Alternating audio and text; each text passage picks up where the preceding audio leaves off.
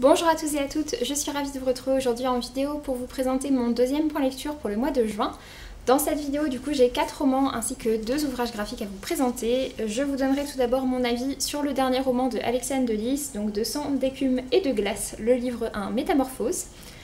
Ensuite, je vous donnerai mon avis sur le témoignage L'année suspendue par Mélanie Fazi. Après, ce sera au tour de Femmes en colère par Mathieu Ménégo aux éditions Grasset. Ensuite, je terminerai avec un livre que j'ai donc écouté en version audio, à savoir La commode au tiroir de couleurs par Olivia Ruiz. Et côté graphique, je vous donnerai mon avis sur tout d'abord la bande dessinée de l'adaptation de Phobos, et puis également sur Nuit couleur larmes. Et du coup, je vais démarrer tout de suite avec De sang, d'écume et de glace, le livre 1 Métamorphose par Alexiane de Lys aux éditions Michel Lafon. C'est un roman que j'ai reçu en service presse de leur part, du coup je les en remercie. Alexiane de Lys, c'est une jeune autrice que je suis pour ma part depuis ses débuts. Je l'ai découverte au moment de la sortie, peu avant la sortie du tome 2 des Ailes d'Émeraude, donc c'était vraiment ses premiers romans, puisque tout d'abord elle s'est fait connaître en remportant le premier prix de l'imaginaire Nouvelle Plume, avec donc le premier tome des Ailes d'Émeraude, qui est ensuite une trilogie, puis il y a eu la trilogie du secret de Lomé, puis un one-shot qui s'appelle La Sphère, et donc là, le début d'une nouvelle série, je sais pas si ce sera aussi une trilogie, donc De sang, d'écume et de glace. Je dois avouer que la couverture m'a fait très envie. C'est une nouvelle couverture par Tiffs qui avait déjà collaboré plusieurs fois avec Alexiane. Et du coup, donc, dans cette histoire, on va suivre l'histoire de Perséphone, qui est une jeune femme, une lycéenne, qui grandit en Auvergne. Elle est avec ses parents et puis elle va au lycée, ça se passe pas bien, elle est harcelée, elle est plutôt décrite comme étant assez moche. En tout cas, on nous dit qu'elle a une peau qui est vraiment très abîmée, très terne, etc. Et puis elle est quand même globalement assez mal dans sa peau. Ses parents ont toujours été contre le fait qu'elle aille à la mer, etc. Sauf que son père va un peu subitement l'envoyer en vacances en Bretagne chez sa grande tante, dont elle n'a absolument pas du tout connaissance, elle savait pas du tout qu'elle existait. Et quand elle va se retrouver en Bretagne, elle va avoir donc très envie de se baigner, et au moment où elle va se baigner dans l'eau de mer, elle va en quelque sorte se transformer une première fois, dans le sens où elle va devenir donc une jeune femme plutôt à l'image de cette couverture, donc avec une peau assez mate, des cheveux bouclés, et puis globalement elle devient très jolie, et elle va également se mettre à avoir des branchies. Donc voilà, on nous explique qu'en gros elle a toute son ancienne peau qui vraiment, c'est même pas qu'elle pèle, c'est qu'elle s'arrache d'elle, enfin c'est assez dégueu.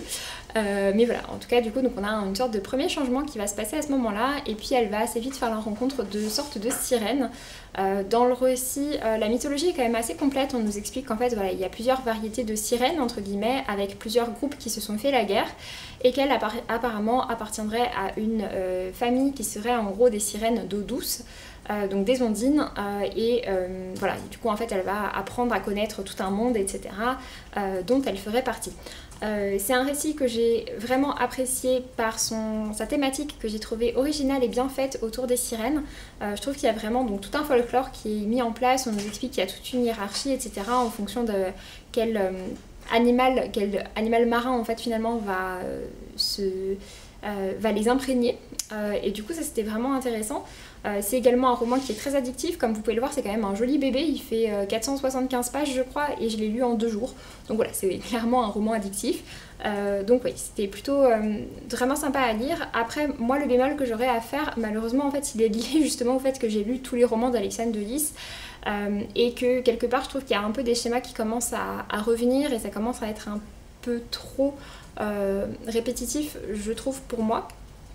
Dans le sens où je trouve qu'il y a à chaque fois une jeune femme de plus ou moins 18 ans qui est harcelée, qui est mal dans sa peau, et qui va découvrir que elle appartient en fait à un monde imaginaire, soit un monde complètement parallèle comme dans Lomé, ou bien soit une partie cachée de notre monde. Donc qu'elle appartient à ce monde-là, que soit elle est orpheline, soit ses parents n'étaient pas vraiment ses parents. Enfin en tout cas il y a des questionnements par rapport à ça, de gros questionnements d'identité, sur d'où elle vient, qui elle est-ce qu'elle appartient à ce monde-là ou est-ce qu'elle appartient à un autre monde. Et puis on a quand même assez systématiquement également la rencontre avec un jeune homme dont elle tombe très amoureuse et on voit un peu venir gros comme une maison une romance hétéro entre ces deux personnages-là. Donc voilà, c'est des points que je trouve un peu trop récurrents dans les romans d'Alexiane de Lys. Je trouve ça dommage que ça parte à nouveau là-dessus ouais, je trouve ça un peu dommage. Donc bon, après, malgré tout, voilà, comme je l'ai dit, ça reste un roman vraiment très prenant et je pense que c'est un roman qui plaira beaucoup à la cible pour laquelle il a été écrit, donc un public plutôt adolescent qui a envie donc de se plonger dans des histoires de sirènes, des histoires avec une mythologie vraiment différente et puis qui a envie de dévorer un roman, ce qui pour moi fait aussi partie un peu des codes, je trouve, du young adulte. Donc voilà, du coup j'ai passé un bon moment avec ce récit, je lui ai mis pour ma part donc la note de 15/20. Ensuite, j'ai donc lu L'année suspendue par Mélanie Fazi aux éditions Dystopia. Donc c'est un titre de non-fiction puisque c'est un essai qui a été écrit par Mélanie Fazi qui se présente un peu sous forme de journal de bord en quelque sorte, qui va se dérouler donc sur une année complète. Ça va partir en fait de la tournée, je crois, qu'a fait Mélanie Fazi quand elle a sorti Nous qui n'existons pas, qui était lui aussi une œuvre de non-fiction. Donc elle explique qu'en fait suite à l'écriture de Nous qui n'existons pas, elle s'est retrouvée dans certaines situations où finalement il y a un peu certains aspects de sa personnalité qui sont ressortis et elle s'est posé des questions par rapport à l'autisme. Elle avait pas mal lu sur le sujet et puis c'est vrai qu'aussi dans les remarques de ses proches, etc. Voilà, elle a commencé à se poser un peu des questions, à se renseigner là-dessus et du coup en fait ce récit parle du coup de l'année qui s'est écoulée entre le moment où elle s'est posé ces questions, où elle s'est renseignée dessus et puis ensuite tout ce qui va se passer par rapport à la démarche diagnostique, etc., les difficultés du diagnostic en France et puis de savoir finalement comment ça se fait qu'elle l'apprenne que maintenant alors qu'elle a quasiment 40 ans. C'est vraiment un titre qui est, je trouve, très intéressant et très très informatif. Je pense qu'il pourra beaucoup servir aux personnes concernées donc, par le spectre de l'autisme, mais également à plein d'autres personnes. Voilà, vraiment, moi j'ai trouvé ça hyper intéressant. Je prends toujours un très très grand plaisir à lire ce que fait Mélanie Fazi, que ce soit dans ses nouvelles fantastiques, dans ses traductions, puisqu'elle est notamment connue pour être la traductrice de Brandon Sanderson, et pour ma part c'est comme ça que je me suis intéressée au départ à ses ouvrages donc, de fiction, et puis également finalement dans ses essais chez Dystopia. Donc voilà, c'est vraiment une plume que j'aime beaucoup suivre et je trouve ça hyper intéressant de voir ce qu'elle fait dans des genres aussi différents. Du coup celui-ci c'est un titre que c'est un roman que j'avais reçu de la part du site lecteur.com et je suis vraiment contente du coup d'avoir pu le découvrir parce que voilà, j'aime beaucoup ce que fait Mélanie Fazi. Et du coup celui-ci je lui ai mis la note de 17/20. Ensuite, je me suis tournée vers Femmes en colère par Mathieu Ménégo aux éditions Grasset. C'est un titre que j'avais vu passer sur la chaîne de Piketty Bookin et elle m'avait vraiment donné très envie de le découvrir. On est ici sur l'histoire d'une femme qui s'appelle Mathilde Collignon, qui est gynécologue. Je vais pas trop vous en dire parce que le livre reste très mystérieux pendant une très très grosse partie du récit sur ce qui s'est exactement passé. Mais en gros, on nous explique que Mathilde Collignon a été violée et qu'elle a décidé de se venger. Sauf que suite à cette vengeance, du coup, elle va être arrêtée. D'ailleurs, elle cherche absolument pas à fuir la justice ou quoi que ce soit. Donc elle va être arrêtée, elle va être placée en détention provisoire et ensuite il va y avoir son procès. Et du coup, donc, en fait, nous, c'est tout ça qu'on va suivre. Donc on va voir comment ça va se passer pour le système carcéral français pour les femmes, comment va se passer son procès et puis sur un sujet donc aussi brûlant entre guillemets que celui-ci, qui est de celui donc d'une femme qui se venge suite à un viol, de savoir ce qui va se passer, comment ce procès finalement va pas juste s'arrêter à quelque chose de vraiment factuel, mais qu'on va également avoir un aspect émotionnel et un aspect sociétal finalement qui va être assez important. Donc voilà, c'est un titre que j'ai trouvé vraiment intéressant. C'est un roman qui nous prend en haleine jusqu'à la fin et j'ai été d'ailleurs assez surprise par la fin quand même, par un petit événement qui se passe sur le dénouement et qui était vraiment intéressant, enfin qui m'a vraiment surprise, je ne m'attendais pas du tout à ça. Donc voilà, c'est un titre que j'ai trouvé assez riche finalement en informations, même s'il est vraiment très court, qui fait que 200 pages. C'est la première fois que je lisais un roman de Mathieu Ménégo, ça faisait quelques temps déjà que j'en entendais parler en bien, et c'est vrai que du coup ça m'a plutôt donné envie de me pencher sur ses autres titres, et donc du coup celui-ci je lui ai mis la note de 17/20. Et pour terminer du coup côté roman, j'ai donc lu La commode au tiroir de couleurs par Olivia Ruiz. Pour ma part je l'ai écouté en livre audio et c'est Audiolib qui l'a édité. Et donc il est lu par Olivia Ruiz elle-même et sa lecture audio est absolument fantastique. Je pense que c'est un des livres audio que j'ai le plus apprécié et pour que ce soit un livre audio que j'ai le plus apprécié, c'est que certes j'ai beaucoup aimé l'histoire mais aussi que j'ai adoré la narration et vraiment Olivia Ruiz est une conteuse incroyable je trouve. Après voilà, elle n'est pas juste chanteuse, elle est également parolière, elle a également donné sa voix dans du doublage dans des films d'animation, notamment sur La mécanique du cœur. Donc voilà, elle est connue quand même comme étant assez complète déjà comme artiste et vraiment j'ai trouvé non seulement qu'elle écrivait très bien et puis qu'elle lisait aussi très bien et qu'elle racontait très bien son histoire. J'avais vraiment voilà, c'est vraiment l'impression d'une histoire qu'on me racontait et c'était vraiment très chouette. La commode au tiroir de couleurs, du coup, il est sorti initialement chez JC Lattès et il est disponible maintenant au livre de poche. Il est sorti en même temps au livre de poche et chez Audiolib, donc avec la même couverture. Et du coup, donc, dans cette histoire, Olivia Ruiz va nous raconter l'histoire d'une femme qui va hériter de sa grand-mère décédée une commode avec donc 10 tiroirs qui sont chacun d'une couleur différente et elle raconte en fait que voilà, elle a toujours fantasmé de ce qu'il pouvait y avoir dans ces 10 tiroirs. Elle s'est toujours demandé quel secret ils pouvaient contenir et donc finalement au décès de son abuela, donc de sa grand-mère, elle hérite de la commode et elle va découvrir tiroir après tiroir les souvenirs et les lettres qui vont avec, qui lui ont été léguées par l'abuela. C'était vraiment très très chouette. On voit du coup donc cette abuela qui est partie de l'Espagne de Franco, qui est arrivée dans le sud de la France, donc à Narbonne, toutes les histoires qu'elle a connues, etc. Et c'était vraiment une plongée dans les souvenirs, dans la communauté espagnole et dans la mémoire de tout ce qui s'est passé à cette époque-là, dans toutes les histoires familiales. C'est une histoire qui parle beaucoup des femmes de cette famille. Et c'est vraiment un récit que j'ai trouvé très touchant, très émouvant. Ça ne parle pas de la famille d'Olivia Ruiz. Olivia Ruiz elle-même est issue de l'immigration, on va dire, espagnole. Mais c'est pas son histoire à elle qui est racontée, c'est vraiment une œuvre de fiction. Mais c'était vraiment hyper intéressant, j'ai vraiment beaucoup aimé. On est vraiment entraîné, je trouve, dans toute cette histoire familiale, on a l'impression d'en faire partie et vraiment voilà, ça m'a beaucoup plu. J'ai vu quelques commentaires sur la fin, alors effectivement l'épilogue est assez surprenant, il est assez décalé par rapport au reste de l'histoire, mais quand je l'ai lu je me suis dit après tout pourquoi pas, il y a quand même déjà une certaine forme de folie entre guillemets, de bizarrerie un petit peu on va dire dans cette famille et pourquoi pas. Voilà, en tout cas je vous recommande vraiment chaudement cette lecture. Pour ma part j'ai mis la note de 18 sur 20. Pour tout vous dire, donc je l'ai écouté dans ma voiture et quand je l'ai fini, en fait il me restait plus que l'épilogue à lire, sauf que je devais pas reprendre ma voiture tout de suite. Du coup, comme j'avais également le livre en version numérique, j'ai lu l'épilogue en version numérique et puis le lendemain, quand je me suis retrouvée dans ma voiture, en fait je l'ai réécouté pour quand même finir cette histoire, donc avec la voix d'Olivia Ruiz, avec l'accent espagnol qu'elle rajoute sur les noms, sur les paroles quand c'est l'abuela qui parle, etc. Et c'était vraiment super chouette. Et du coup celui-ci c'est également un service presse, donc un grand merci à Audiolib pour cette découverte.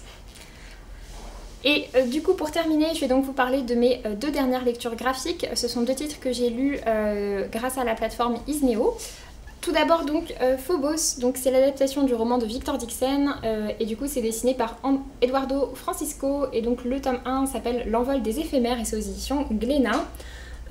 Pour ceux qui ne connaissent pas Phobos, s'il y en a encore, Phobos c'est une série qui a fait un énorme buzz il y a quelques années de ça. Pour ma part j'ai lu les deux premiers tomes à leur sortie puis ensuite je me suis un peu lassée de l'histoire notamment parce qu'il y avait beaucoup de cliffhanger donc beaucoup de gros suspense à la fin du tome pour nous faire acheter le suivant, sauf que comme je lisais à leur sortie ensuite j'avais au moins un an d'attente et voilà, au bout d'un moment ça a fini par un peu me lasser. Et puis il y avait également quelques petits stéréotypes sur les personnages, bon bref, du coup voilà, j'ai pas poursuivi pour ma part au-delà du tome 2. Donc pour ce qui est de l'adaptation en bande dessinée, apparemment il y a 11 tomes pour l'instant déjà de planifiés. Et pour ce qui est en tout cas des premiers tomes, ils sont séparés en deux parties, donc là cette première bande dessinée correspond à la moitié du tome 1. Donc effectivement on va à nouveau avoir des cliffhangers, on va à nouveau avoir de l'attente, mais bon, je me dis pourquoi pas en bande dessinée retenter l'histoire, surtout que j'aime beaucoup le travail du dessinateur qui a été choisi, je trouve que vraiment ça rend très bien. Et donc du coup l'histoire de Phobos, c'est l'histoire de 6 jeunes femmes et 6 jeunes hommes de l'ensemble de la planète qui vont être envoyés sur Mars dans le but de peupler Mars, de fonder en fait la première colonie sur Mars. Sauf que la particularité, c'est que tout ça est sous la forme d'une émission de télé-réalité, puisqu'en fait tout est retransmis sur la Terre, et c'est donc une émission planétaire mondialement connue et qui génère forcément également énormément d'argent. Oh. Voilà pour ce qui est un peu des planches, je sais pas si ça va beaucoup vous parler. Donc voilà pour ce qui est de l'histoire, et donc nous on va suivre l'histoire de Léonore qui est une Française qui est choisie donc pour faire partie de ce programme.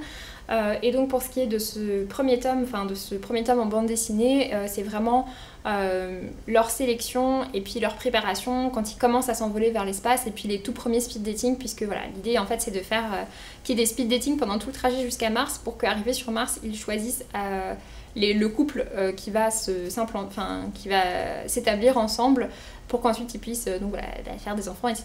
Puisque le but c'est de faire une colonie. Donc voilà, j'ai beaucoup aimé l'adaptation en roman graphique, je trouve. Alors ça a coupé quand même pas mal de choses, notamment sur la préparation. Globalement on suit Léonore, on voit qu'elle a envie, et puis directement voilà, elle y est. On n'a pas du tout la partie de préparation qui était quand même un peu décrite dans le roman.